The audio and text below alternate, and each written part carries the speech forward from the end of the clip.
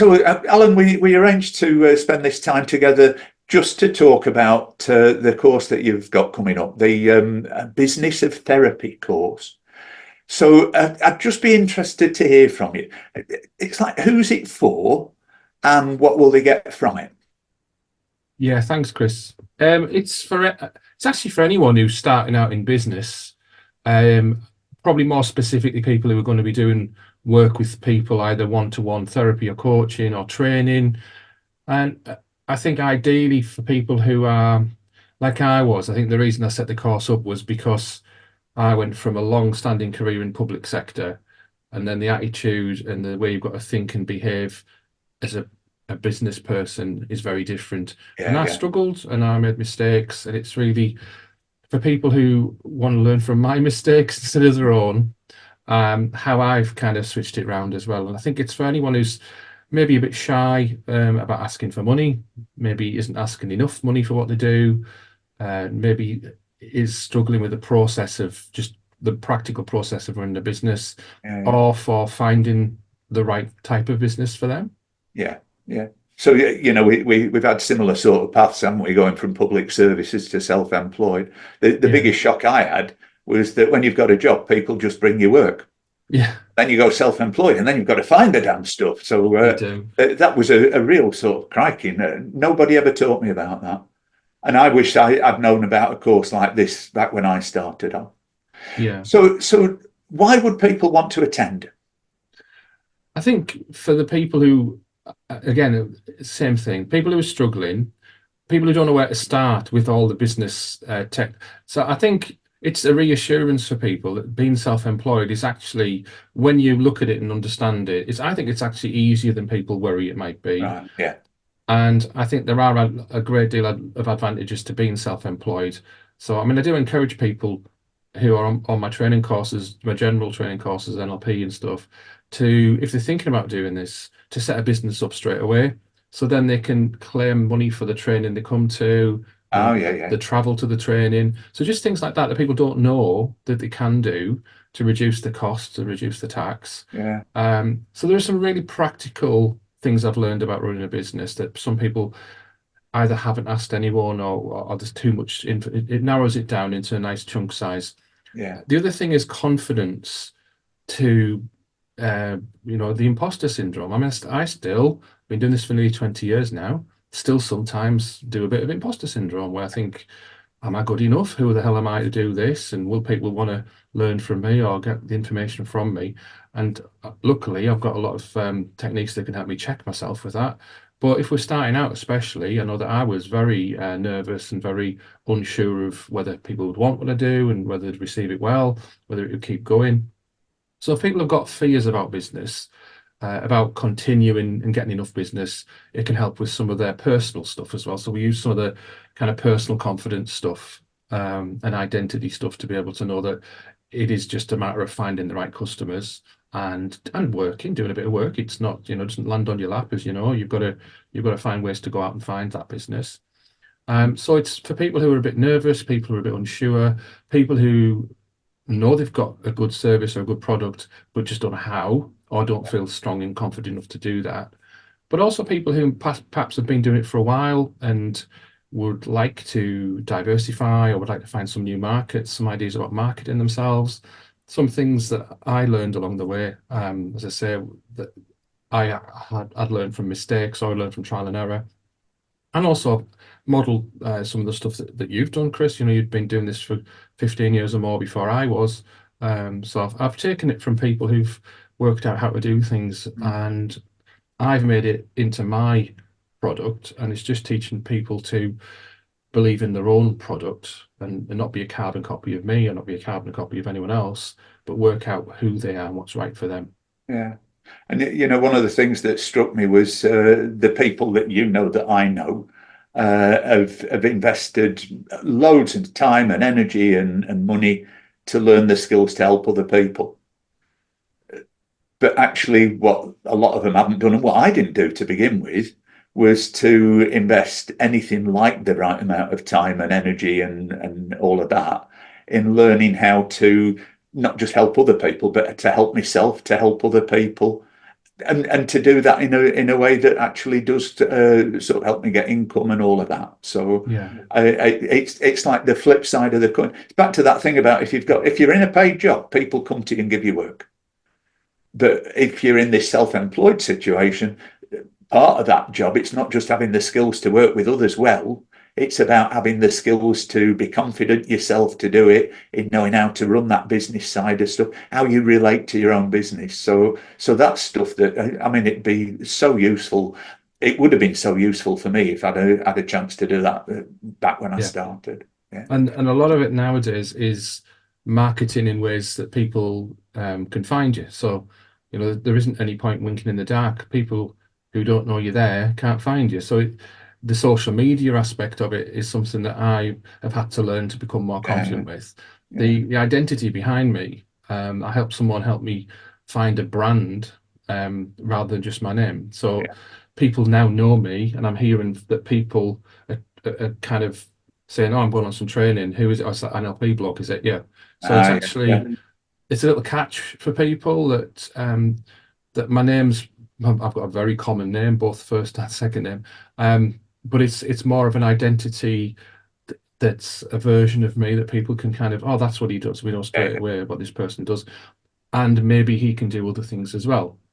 Whereas one of the things about marketing is if you go, I can do anything for anyone, nobody filters that in, nobody has their Google attached to that, and it goes past them. So it's yeah, about some cute marketing really, and being comfortable with being a salesperson, because yeah, we're selling ourselves and our wares to people. And even though it's not a comfort zone thing initially, especially if you're coming from public sector, it is something we can develop, because for me it's about authenticity and congruence. That if you're authentic you, and you're doing what you know is right, the ecology is right, and you've got a good service and a good product for people, it's a shame if people can't find you because you're not marketing yourself. yeah.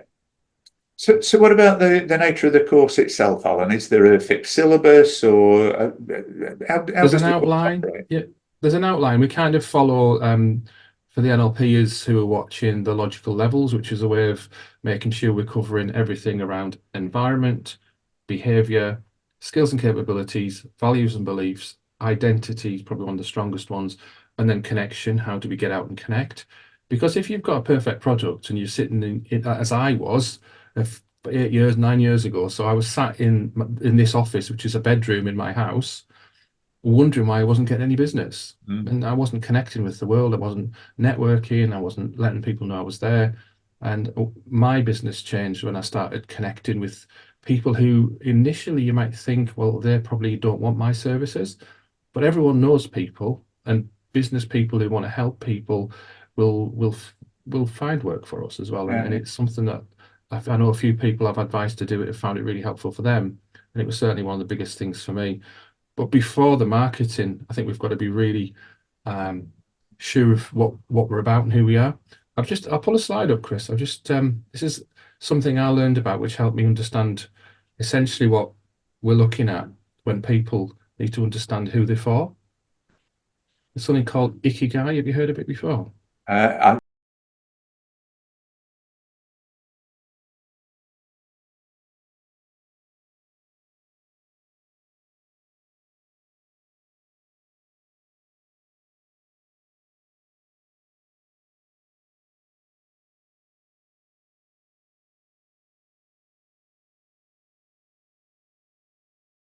I, I know the word. I couldn't tell you what it is.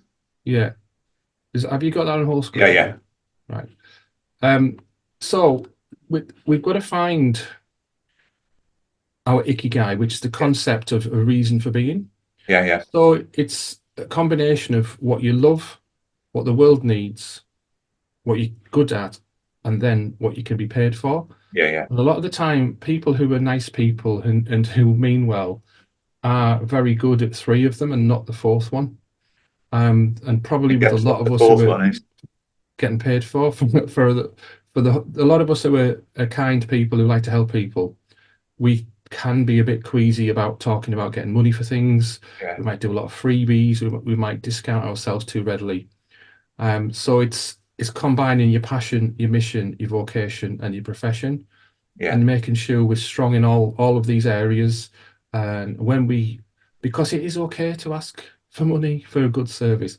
You just highlighted how many people have paid a lot of money. Like we've paid a lot of money on training and other things that we are able to provide for other people. But it hasn't cost us nothing to do that. Absolutely.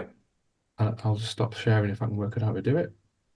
Yeah, so it's important that we balance everything. So not just being good at what we do, but being able and comfortable to market ourselves and ask for money. Make sure that we value ourselves really. And this is where Yeah, yeah, some of the NLP and other techniques come in, that we look at what are we worth? What's an hour of your time actually worth? How much have you spent in the background? How much time, energy, effort, attention, and money have you spent on your self-development and your product? That other people often will say, I'd have paid a lot more for that when they realize how beneficial it is. somebody told me years ago, they said, if you're freelance, what you need to do is you need to, what was it? You need to charge for what you've done rather than for what you do. And I just thought that was a really interesting spin. So, Yeah, I'd spent my working life going, well, I can't charge that much for an hour of my time. It's just an hour of my time. But actually, yeah, the ability to do what I've done in that hour is it's taken me 20 years to learn, and I've probably yeah, spent 40 grand learning it over the years. So yeah, I thought that was a nice phrase to hold in your head. yeah. And thinking of yourself like an artisan, really, that yes, anyone can bake a loaf of bread, but Yeah, can they make it as beautiful as the person who's done those hours and learned those things? yeah, And I think again, it's that knowing your own worth and knowing that what you've got to offer people. Let's be honest, people have spent lots of money on crap that doesn't work. Yeah, and it is people don't know the difference because they don't know what they're looking for. They don't know the questions to ask.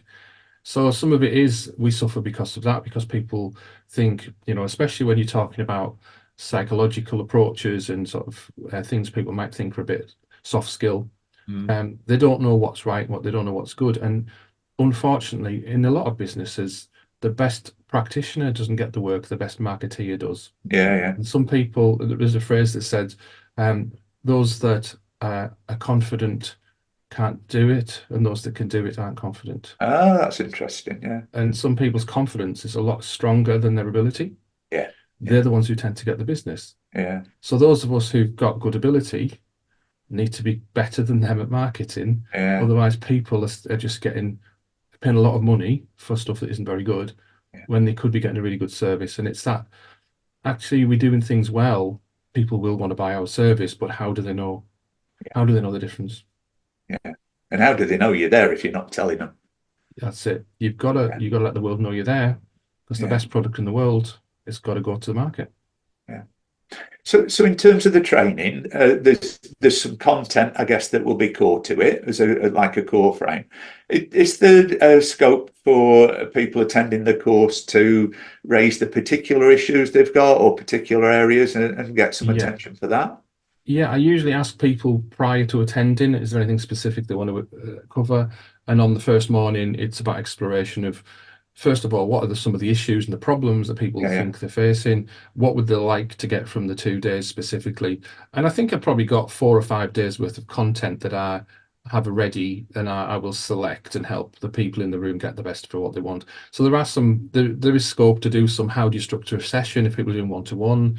How do you make yourself feel okay about working with people? And because a lot of people feel heavy responsibility when they work with yeah, people's psychological state. So how do I reframe that and make me feel comfortable? And essentially things like some of the frames I've learned over the years, going from 4 hour sessions not charging very much and not much change happening, to an hour and a half sessions charging a reasonable amount and change happening. How do you make the time efficient? How do you feel good about whose responsibility is for change? And for me, it's the client's responsibility for change. I've got a lot of stuff that can help them get there, but they've got to do the work. They've got to yeah, want the change more than I do. So yeah, helping people with some reframes to actually be confident enough to offer a service that people would like to access, and that the person's got to meet them at least halfway there. Yeah, yeah. And at the end of the 2 days, so if people come on the course and they find, yeah, it's been really helpful, and if they want anything beyond that, is there scope for anything beyond that? I mean, I do offer one-to-one supervision, if you like, which is often about client casework, or that's where it's set up. Specifically people who do NLP or integral eye movement or the other things I train, often can't find a supervisor that understands those models. So they'll book to see me for supervision on client work, but it often tends to be personal development and confidence work, as well as business Yeah, ideas and selecting clients, because there's a real thing that some clients aren't right for you. yeah, They could cause you more harm than good. So it's about being able to identify who's for you and who you for, and yeah, that it's okay to refuse business sometimes as well. yeah, yeah. Cool. So it sounds great. And I know you're coming over to the Northwest first weekend of July. For the first time that we've hosted you doing this in the Northwest. So really looking forward to that and to learning what I learned from it. Even though I am close to retirement now, but it's probably, what's the phrase? Better late than never. Yeah, But been really nice talking to you about that, and I like that ikigai thing. I think as a sort of structure for understanding. I think that's a really useful thing, and yeah, you could almost place yourself. Where do you fit within that model? Couldn't you? yeah. And that's what we because of time, we don't go into that in great depth, but I think people do like to know that exists, and Yeah, they think about their own parts of that. But we do explore, especially the identity, the mission part of it. yeah, yeah, Who are you for? What are you for? yeah, Because then I think when you find that, the business is much easier to find, yeah, because you're sure of who you are, and people will find you that way. yeah. Cool. Shall we leave it there? Yep. Yeah. Cheers, Chris. Thank you.